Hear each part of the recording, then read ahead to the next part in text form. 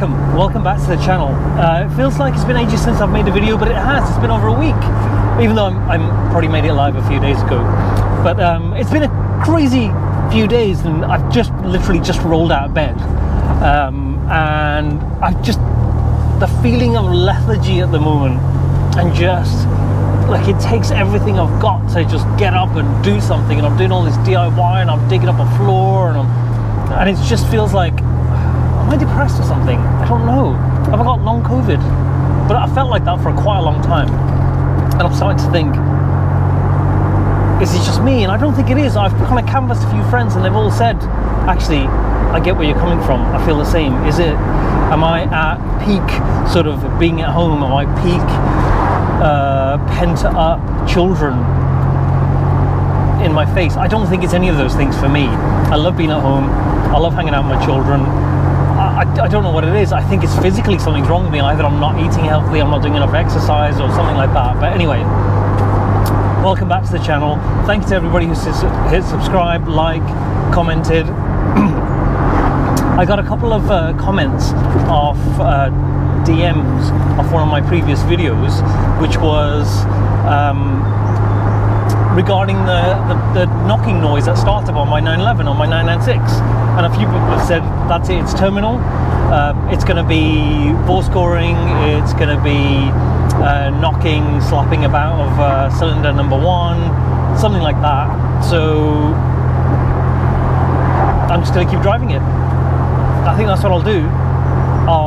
It needs an oil change. That's going to happen probably in the next few months, because I literally don't have any money. By the way, it's like 7:30 in the morning and it's Easter Monday. For some reason, Wickes is open early today, so I'm heading off there. I'm going for a drive with the top down in the Boxster because it needs an airing. It's basically been sat for about 2 weeks with the top down, and the top up, sorry. And the weather's been dry, so it smells a bit musty in here, but I just need to put some, not deodorizer, but sort of antibacterial spray in to get rid of that smell. But otherwise, it's a pretty decent place to be. And I've got to put the code back into the stereo, which I've just looked up, and I forgot to do as I got in. But that's what we're doing. And so at the moment, I'm not driving. I haven't driven the 911 since the last video, which was, pardon me, I've still got this cough from the COVID, but which must be about 9 days ago. And I'm still pleased every time I use the indicator on this, because the stalk's been changed.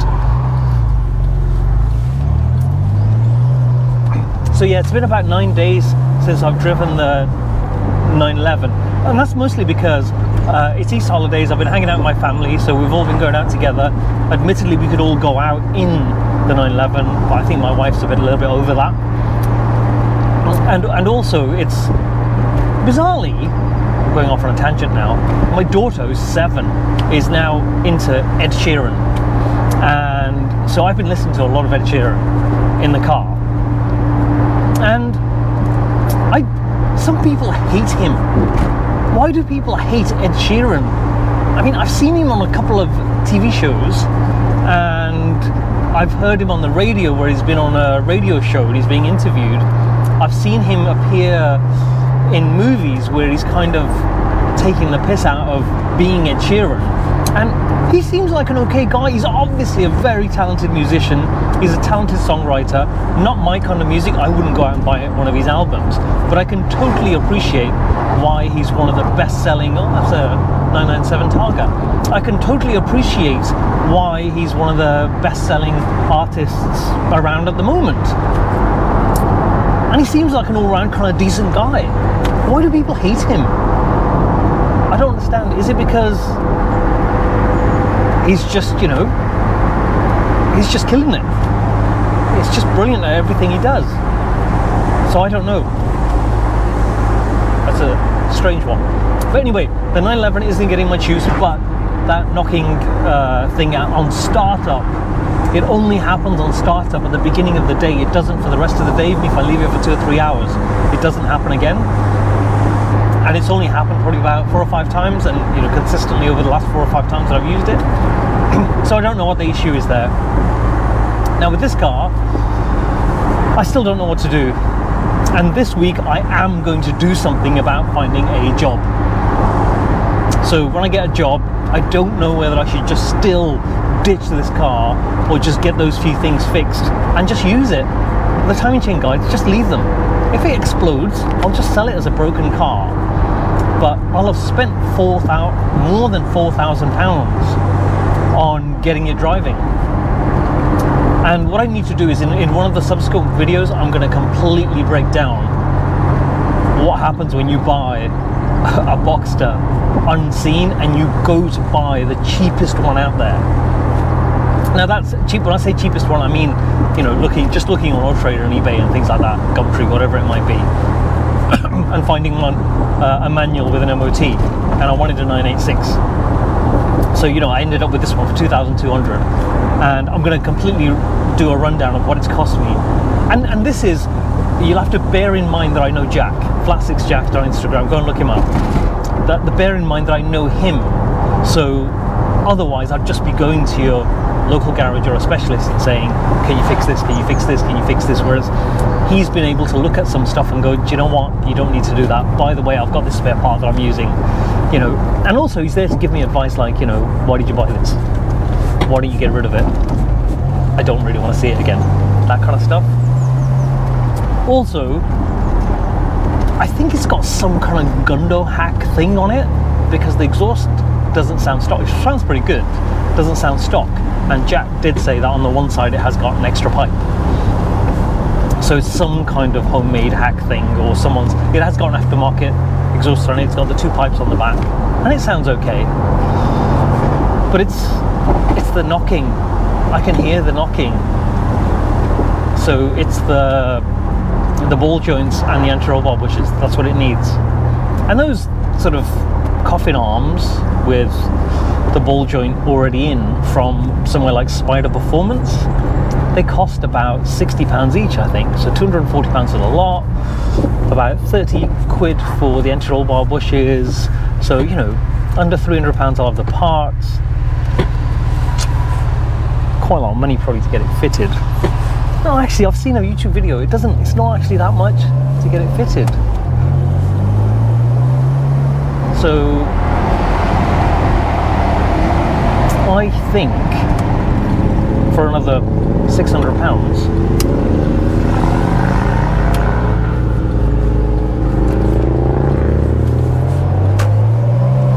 I think it's doable. But then, you know, I'm into it for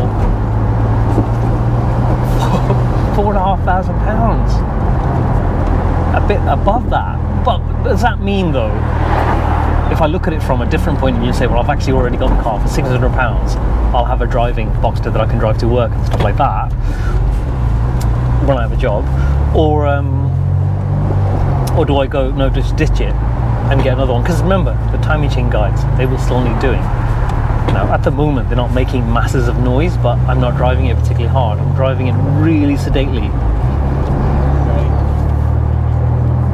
So I don't know what the answer is. Anyway, that was it. It was just a brief catch up on the fact that I'm out in this car. I'm going to leave it with the top down in the sun,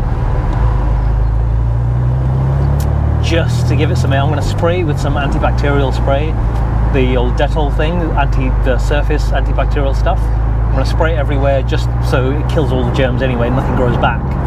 And the few people who've seen it have looked inside, the top's been down, looked inside and gone, do you know what, this car looks quite clean. So I think I've done a decent job of getting it clean. I'm just terrified of cyclists in the country lane when the roads are so narrow. It's terrifying.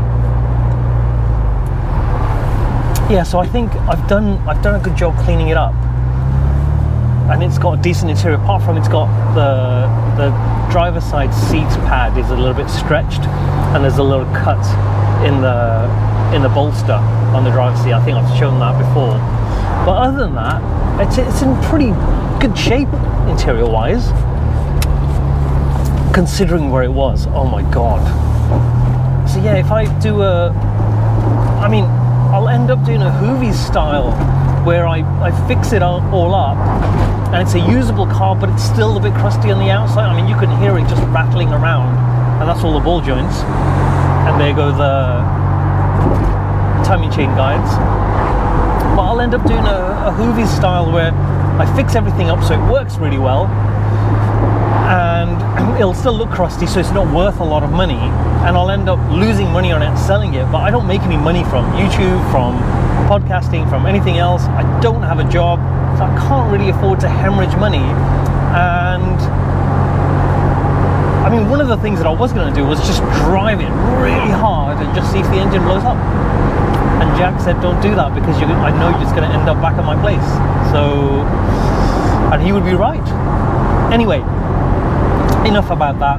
The next video is either going to be, I'll be out in my 911 later today, because it's still bank holiday Monday, and I'll be able to go out for a drive, or it will be when I drive this car again and I do a complete breakdown of what it's cost. The weather is getting much better, so I've been really thinking about getting my 912 out, but it's not on a trickle charger, so I'll probably have to jump lead it. I'll have to get it home and do the old, get the battery out, put it on a charger, fully charge it, and then take it for a little bit of a drive. But the weather is inconsistent. It's been really nice for about 5 days, but it does now say that it's going to start raining. So the one thing I have noticed is on this car, the brakes are better than in my 911, because in my 911 they need to be bled a little bit because the pedal's a little bit soft. They work fine, they pass the MOT absolutely, they still lock when you have to brake in an emergency, and I get used to using them. I'm used to it because I've been driving it like that for 3 years. But on this one, I guess how they're supposed to be, Jack's just done some work on it. The front pads are really thick, they must have been changed recently, and obviously the back pads and the discs are brand new because Jack's only just done them. So yeah, that's an interesting one. So I'm going to now go to Wix.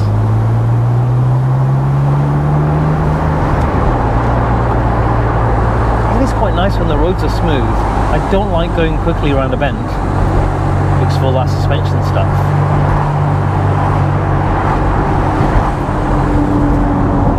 Yeah, it's actually, if it wasn't for the bumpy roads, it would actually feel quite assured on the road. So, and if I had my garage, then I would just buy the stuff and get under it and do it.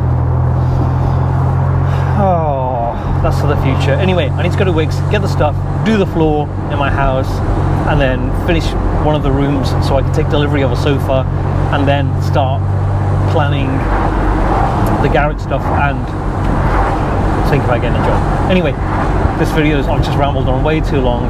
Thank you for listening. Thank you for hitting subscribe, like, and commenting, and I'll catch you on the next video. Thank you.